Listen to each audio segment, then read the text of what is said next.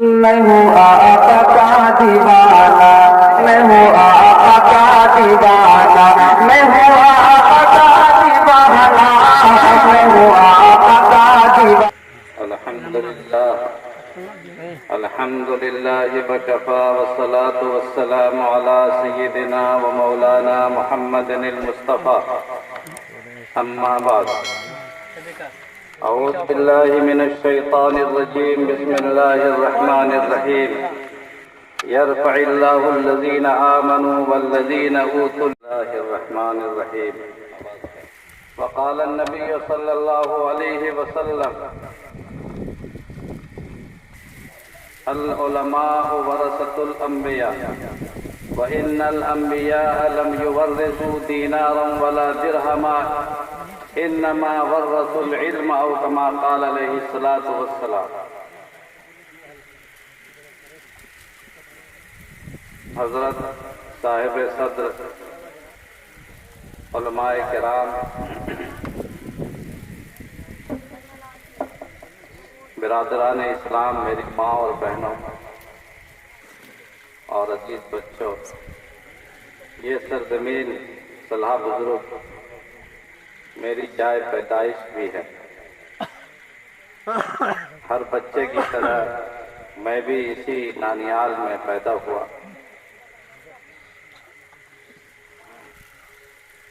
تو اپنی ماں کے گود میں آ کر کے انسان نہیں رہتا ہے، صرف ایک بچہ ہوتا ہے۔ جتنی بھی صفات ہیں اور خارجی چیزیں ہیں وہ ختم ہو جاتی ہے، انسان اپنی فطرت پر لوٹ آتا ہے، یعنی صرف بچہ۔ اسی لیے اس جگہ آنے میں مجھے اپنے ماں کے گود کی محبت محسوس ہوتی ہے، اگرچہ کہ اب وہ ساری گودیں آہستہ آہستہ ختم ہوتی جا رہی ہیں۔ اب ان گودوں میں پلنے والے بچوں کا دور ہے، اور امید ہے اس لگن سے، اس جذبے سے کہ انشاءاللہ صلح بزرگ کا مستقبل بھی انشاءاللہ ماضی کی طرح درخشندہ رہے گا، روشن رہے گا انشاءاللہ۔ انسان میں یہ احساس پیدا ہو جائے کہ مجھے تعلیم کے لیے بیدار ہونا چاہیے، احساس ہی انسان کو زندہ رکھتا ہے، اور احساس کے نہ ہونے سے انسان مر جاتا ہے۔ وائے ناکامی متاع کارواں جاتا رہا، وائے ناکامی متاع کارواں جاتا رہا، کارواں کے دل سے احساس زیاں جاتا رہا۔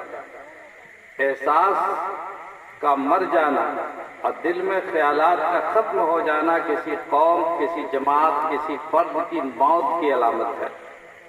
مجھے یہ ڈر ہے دل زندہ تو نہ مر جائے، مجھے ڈر ہے دل زندہ تو نہ مر جائے، کہ زندگانی عبارت ہے تیرے جینے سے، کہ دل کی زندگی اصل زندگی ہے اور دل کی موت اصل موت۔ یہ سرزمین مجھے، میرے سامنے ہمارے بزرگ موجود ہیں، بہت سے لوگ یہاں اسٹیج پر بھی ہیں، آپ لوگوں میں بھی موجود ہیں ہمارے بزرگ، وہ جانتے ہیں کہ اسی صلح بزرگ کی سرزمین پر میں دیکھتا ہوں کہ کیسی بڑی بڑی ہستیوں نے یہاں آ کر کے علم دین کا چراغ جلایا، محفلیں سجائی، نسلوں کو تیار۔ حضرت مولانا امیر الحسن صاحب، جن کو لوگ یہاں کے لوگ پیار سے پتھو ملی صاحب کہا کرتے تھے، اب ان کو دیکھنے والے لوگ تو نہیں ہیں، لیکن ان کو دیکھنے والوں کو دیکھنے والے لوگ ہیں۔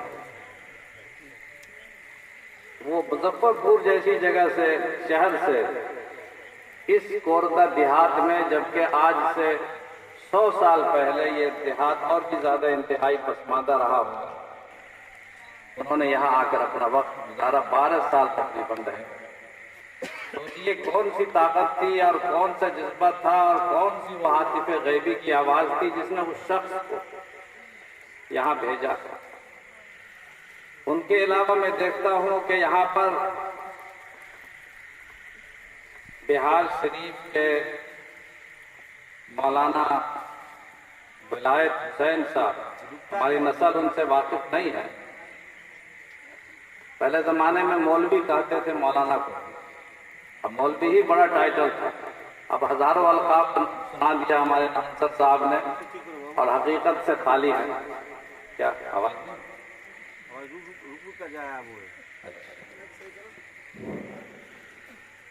پہلے زمانے میں مولوی ایک بہت بڑا ٹائٹل تھا، تو مولوی ولایت حسین بہار شریف سے یہاں پر آئے، بہار شریف پٹنہ کے پاس، اور انہوں نے ایک عرصے تک اس سرزمین کو اپنے علم سے اور اپنے نور سے منور کیا۔ حافظ مولانا بلاغت حسین ناری کمے کے ایک بڑے عالم گزرے ہیں، انہوں نے بلاغت آج سے 100 سال پہلے کی بات بتا رہا، مولانا بلاغت حسین صاحب نے اس سرزمین کو روشن کیا، آباد کیا، ان کی نفوس قدسیہ کی مہک آج بھی اس سرزمین میں محسوس ہوتی ہے۔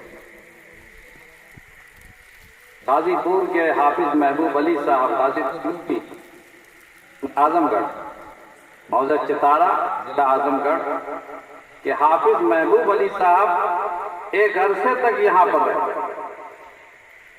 میرے نانا اور حضرت حاجی غلام حسین صاحب، صوفی غلام رسول صاحب وغیرہ، یہ سارے کے سارے لوگ ان کے شاگرد۔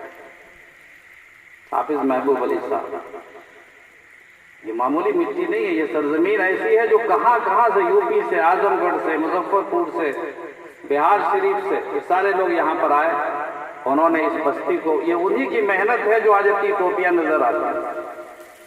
یہ پورا خطہ جو آج علم دین سے منور ہے، اور سمستی پور ضلع کا سمجھیے یہ سب سے زیادہ دینی نمائندگی کرنے والا یہ خطہ ہمارا، اور کہاں بھی چلے جائیں، سمستی پور سے دربھنگہ کہیں بھی جائیں، اسی علاقے کے لوگ ہیں جو مسجدوں کو اور مدرسوں کو سنبھالے ہوئے،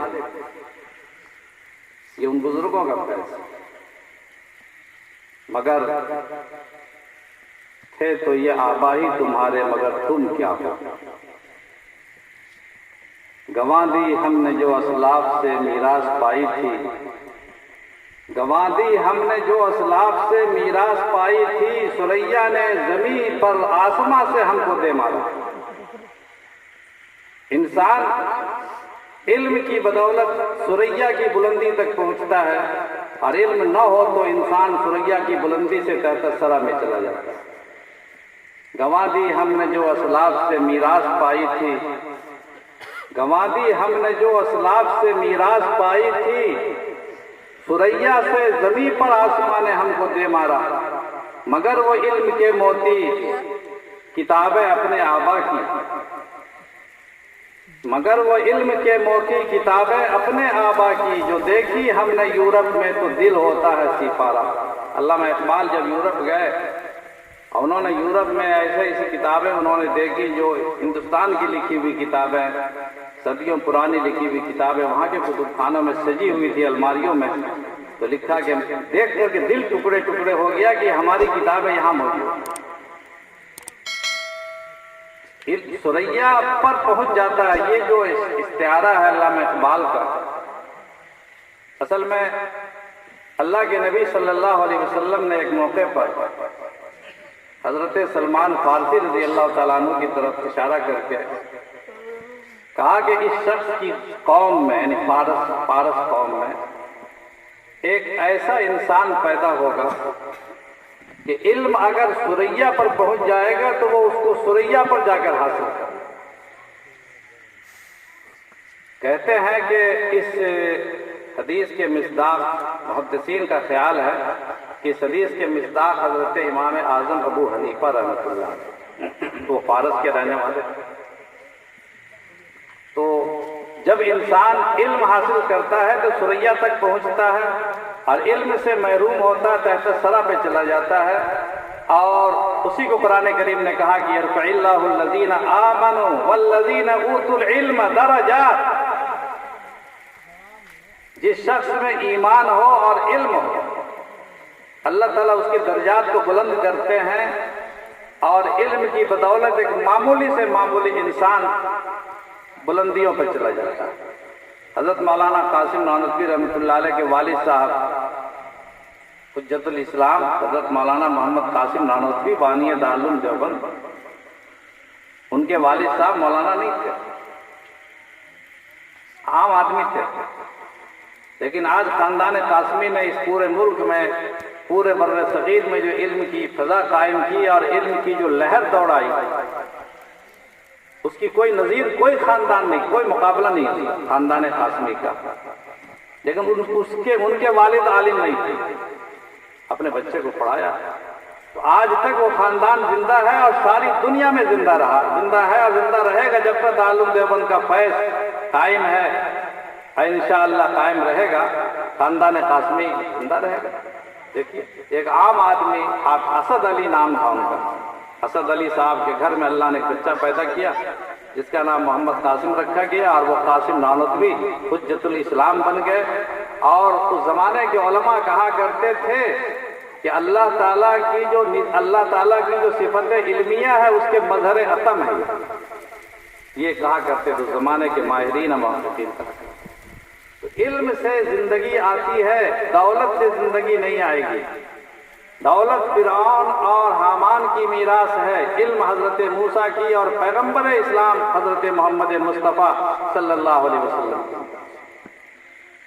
علم ہماری میراث ہے، قرآن ہماری میراث ہے اور حدیث ہماری میراث ہے، علم ہماری میراث ہے۔ دولت شداد اور حامان کی میراث، دولت نالائقوں کو ملتی ہے۔ رضینا قسمت الجبار فینا، ایک عربی شاعر کا شعر ہے، رضینا قسمت الجبار فینا لنا علم وللجہال معلوم، کہ ہم اللہ کی اس تقسیم پر راضی ہیں پروردگار، ہم اللہ کی اس تقسیم پر راضی ہیں کہ آپ نے ہمارے حصے میں علم دیا ہے اور ان پڑھوں کے حصے میں اور جاہلوں کے حصے میں آپ نے مال دیا۔ مال ان کے لیے، مال کبھی انسان کو زندہ نہیں کرتی۔ کتنے مال والے دنیا میں آئے چلے گئے، ہندوستان میں کس کا نام باقی؟ ایک تیمور لنگ ایک بادشاہ گزرا ہے، ہندوستان کا مشہور بادشاہ تھا، لنگڑا تھا۔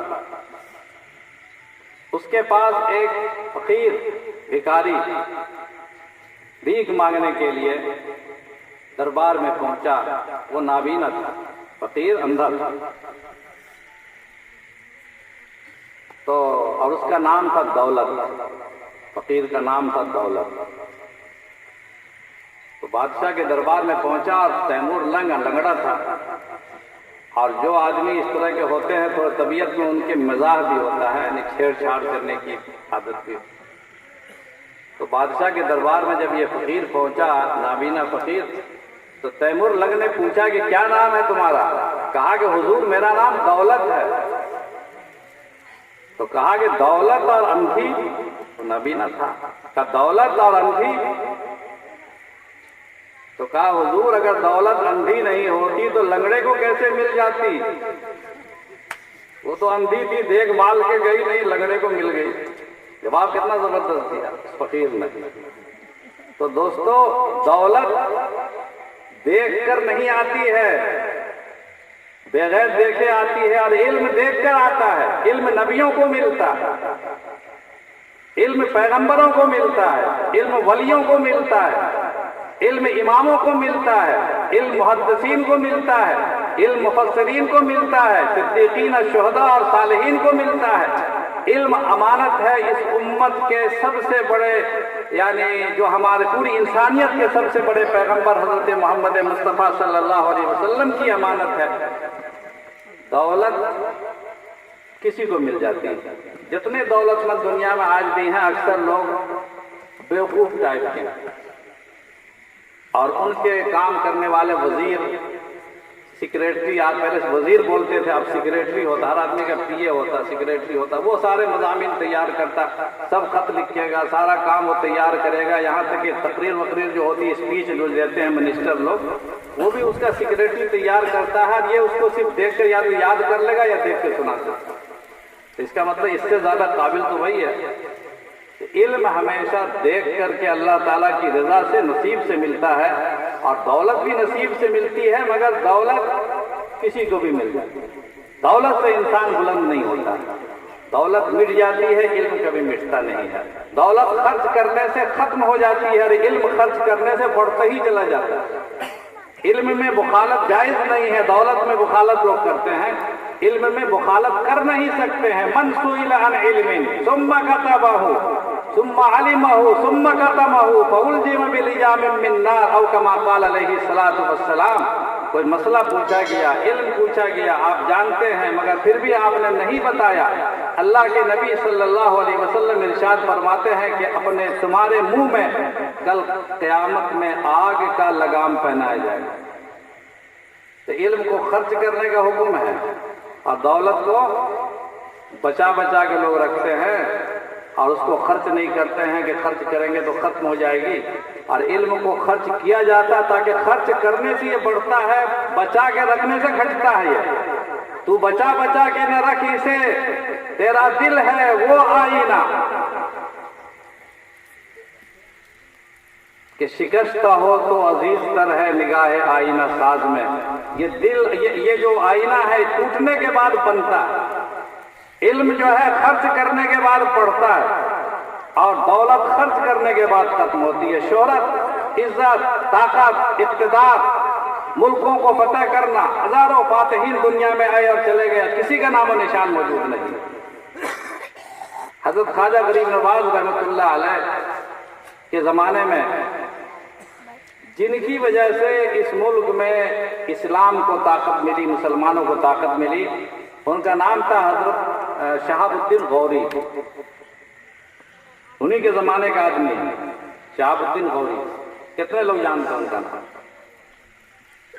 شہاب الدین غوری صاحب کو کتنے لوگ جانتے ہیں بتائیے؟ جبکہ وہی اصل بادشاہ تھے۔ انہوں نے لڑائی لڑی، انہوں نے ہی پرتھوی راج کو شکست دی، انہوں نے ہی منگیر، وہ اجمیر اور اس پورے دلی کی پوری سلطنتوں کو الٹ کر کے اس نے اسلامی نظام قائم کیا۔ سارا کام اسی شخص نے کیا، لیکن روحانی طاقت تھی اسی زمانے میں حضرت خواجہ معین الدین چشتی اجمیری قاری غریب نواز رحمۃ اللہ علیہ کو۔ آج غریب نواز کا نام بچہ بچہ جانتا ہے، لیکن شہاب الدین غوری کا نام کون جانتا ہے؟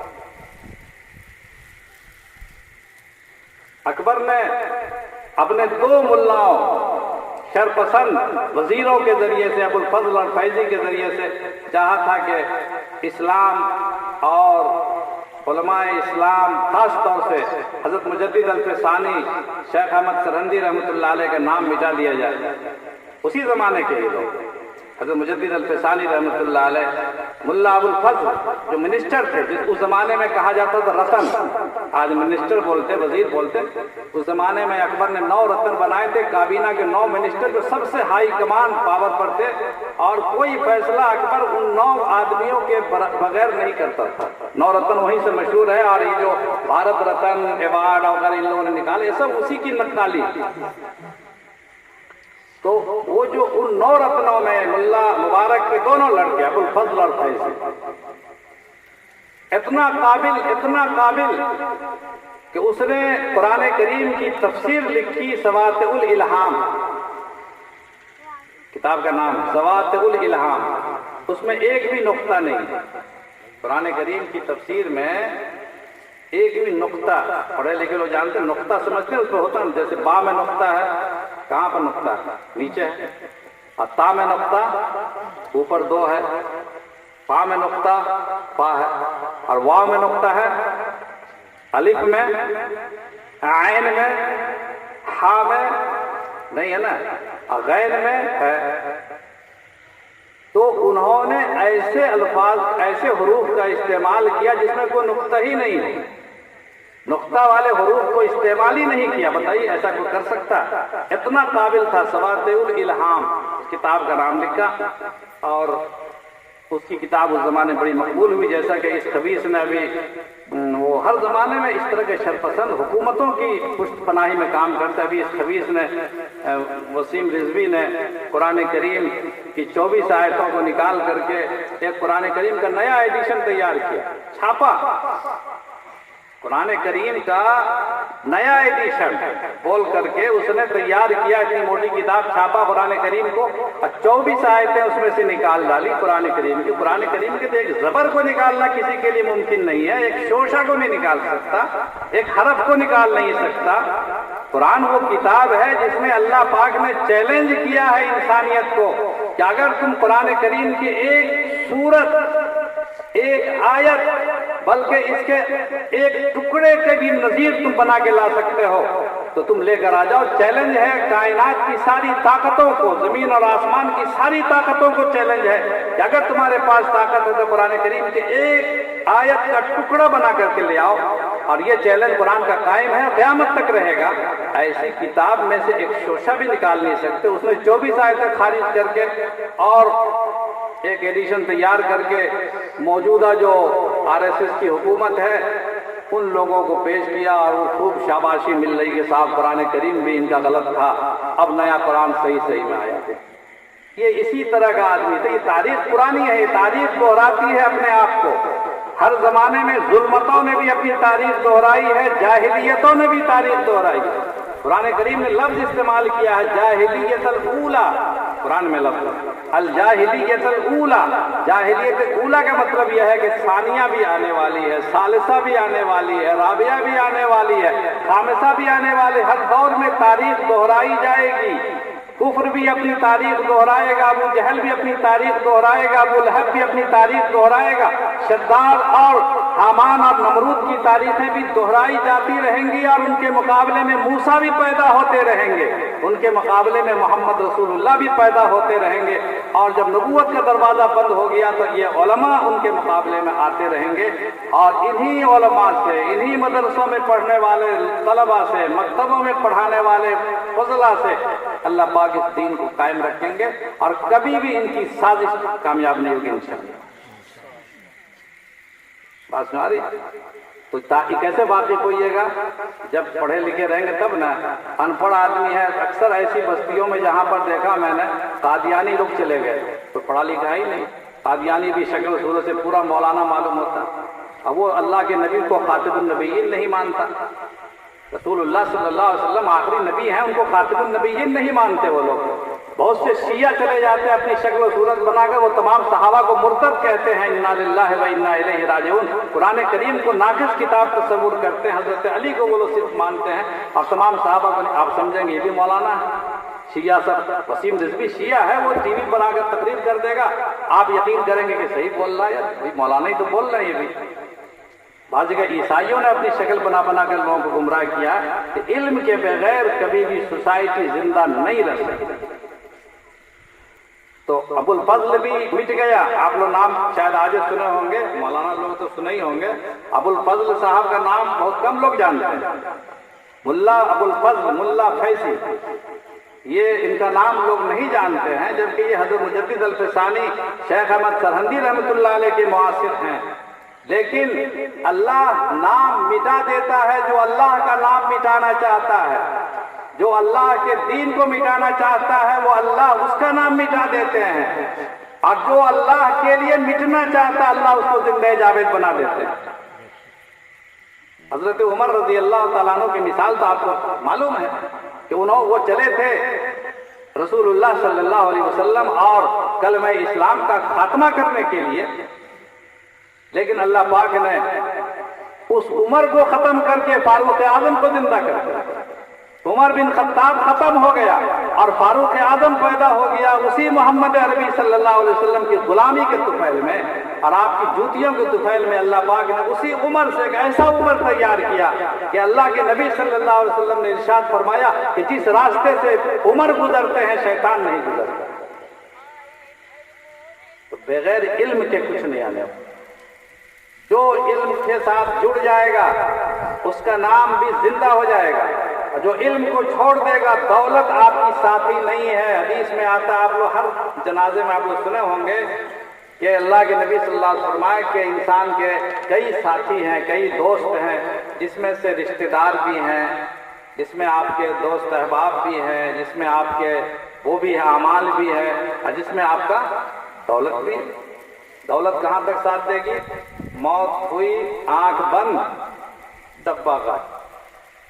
बल्कि शरीयत का मसला यह है कि अगर मर्जुल मौत में, यानी ऐसी बीमारी जिसमें इंसान की मौत हो जाए, उसको मर्जुल मौत बोलते हैं, अगर मर्जुल मौत में इंसान पहुंच जाता है, जिसमें कि इंसान मर जाए, तो मर्जुल मौत आने के बाद इंसान की सारी तमाम ताकत बाकी नहीं रहती है अपने माल पर। अपने माल पर तमाम ताकत बाकी नहीं रहती। वो चाहे कि हालत में मस्जिद को दे दे, मदरसा को दे दे, उसको दे दे, नहीं, सिर्फ 1/3 माल में आपका तसर्रुफ बाकी रहेगा। वसीयत करेंगे, एक तसर्रुफ सिर्फ 1/3 माल में बाकी रहेगा, 2/3 माल में कोई इख्तियार बाकी आपका नहीं है। तो देखिए, माल ने तो जिंदगी में ही साथ छोड़ दिया, 2/3 माल अभी अलग हो गए, सिर्फ 1/3 का इंसान मालिक हो गया।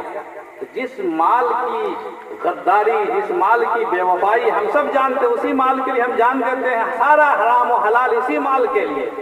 भाई की गर्दन भाई काटता है, उसकी साजिशें उसके खिलाफ इंसान करता है, उसको हड़ाओ, उसको उठा के पटको, क्यों? ताकि हमको ये मनसब हासिल हो जाएगा तो हम भी माल वाले हो जाएंगे, हम ही सौदे पर चले जावें, इसकी ज़मीन छीन लें, उसका पैसा छीन लें, वो 2 नंबर काम करें, उसको कत्ल कर दें, उसको मार दें। ये सारा खेल माल का है, और माल से इंसान जिंदा नहीं रहता, इल्म से जिंदा रहता है। तो ज़रूरत है इंसान को कि आज इल्म को दोबारा कायम किया जाए, और उस माहौल को जो हमारे बुजुर्गों ने इस सरजमीन पर कायम किया था और इस मिट्टी को आबाद किया था, जिंदा किया था, ये सलहा की सरजमीन जो आप बिल्डिंगें आज देख रहे हैं, मुझे याद आई सन 1978 ईस्वी की बात है। मैं पैदा हो गया था, लेकिन मैं शऊर में नहीं था। एक बड़े बुजुर्ग आलिम इस इलाके में आते हैं, पुराने लोग जानते होंगे, बेगूसराय के हैं, मधुबनी में पढ़ाते हैं, मौलाना सिराजुल सालिकीन साहब। तो वो बता रहे थे कि 1978 में मैं पहली बार इस इलाके में आया। हम लोग उस ज़माने इलाहाबाद पढ़ते थे, छोटे से थे, 10 साल से 8 साल। तो किसी ने बताया कि मुझे बताया था कि सलाह बुजुर्ग चले जाइएगा, सीमा मदरसे में है, चंदा वहाँ मिलेगा। तो वो सलाह बुजुर्ग वाकई सलाह बुजुर्ग था, बिल्डिंगों से सलाह बुजुर्ग नहीं बनता। तो वो बोले कि हम आए तो देखा यहाँ तो सब तरफ झोपड़ी ही झोपड़ी है, घर के मकानात थे, ज़्यादातर टट्टी के मकानात, मिट्टी या टट्टी छप्पड़ वगैरह। तो उन्होंने कहा कि भाई ये फिर वापस चले गए। वो आने के बाद सीधे वापस बोले कि भाई आप तो ऐसी जगह भेज दिए कि उन लोगों को खुद मुझे पैसा देना चाहिए था, इसलिए मैं उनसे क्या मांगता चंदा के मदरसे की, मुझे खुद ज़रूरत महसूस हुई कि इन सब में से हर आदमी को मैं चंदा दूँ कि भाई आप लोग खाने के लिए नहीं है, आपके पास घर मकान कुछ नहीं है। कहा कह रहे तुम इसको घर मकान छप्पड़ दे के तुम भागाए, तुम पहले जाके तस्करा तो करो, मस्जिद में जाओ, नमाज पढ़ो, बोलो कि मुझे चंदा करना, मैं मदरसे से आया हूँ। तो जब इन्होंने मस्जिद से, मस्जिद उस ज़माने में शायद कपड़ा पोशी थी, बाद में शायद छत वाली बनी, ईंट की छत, तो उन्होंने तस्करा किया तो बोले कि इतना चंदा इकट्ठा हो गया कि उस दिन से आज तक वो आते हैं। अब शायद बूढ़े हो गए, नहीं आते हैं, लेकिन ज़माने तक आते रहे। वो था सलाह बुजुर्ग जो अजीमाबाद था इस पूरे इलाके का, जो छप्पड़ों में रह कर के ऐसे ऐसे बड़े बड़े दिल हुआ करते थे लोगों के, और दीन के ऐसे ऐसे पहाड़ यहाँ पर मौजूद थे, जबालुल इल्म, जबालुल अमल, जबालुल तक़वा, कि खानका मुजीबिया फुलवारी शरीफ तक यहाँ के नक़ूश जिंदा थे, और कहाँ कहाँ पता नहीं यहाँ के बुजुर्गों का फैज़ पहुँचा।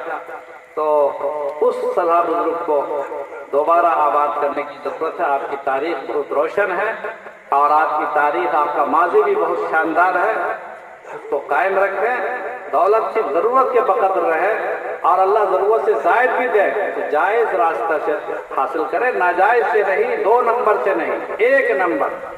2 नंबर की दौलत इंसान को बर्बाद करके रख दे। अल्लाह के नबी सल्लल्लाहु अलैहि वसल्लम ने इरशाद फरमाया, एक औरत के हाथ में आपने जेवरात देखे, पूछा कि तुमने जेवरात की ज़कात अदा की है? तो कहा कि नहीं। तो कहा कि तुम जहन्नम की आग तुम पहने। 2 नंबर, हर वो माल 2 नंबर है जिसकी ज़कात में अदा की जाए, और हर वो माल 2 नंबर है जो जायज़ तरीके से हासिल नहीं। धोखा देते, झूठ बोलकर, हुकूमत को झूठ बोलिए, किसी इंसान को झूठ बोलिए, झूठ झूठ है, धोखा धोखा है। धोखा की टट्टी बहुत दिन चलने वाली नहीं है दोस्तों। हमें अपने बुजुर्गों को की रूह को हमें शर्मसार नहीं करना चाहिए। इस जमीन की अजमत उस किरदार की अजमत से वाबस्ता है, हमारी बिल्डिंगों से नहीं, हमारे पुख्ता मकानात से नहीं, इन ज़र्क़ बर्क़ बल्ब और रोशनियों से नहीं। ہمارے کپڑوں سے نہیں، ہمارے کردار کی سچائی اور ہمارے عمل کی جو کا اخلاص تھا اور ہمارے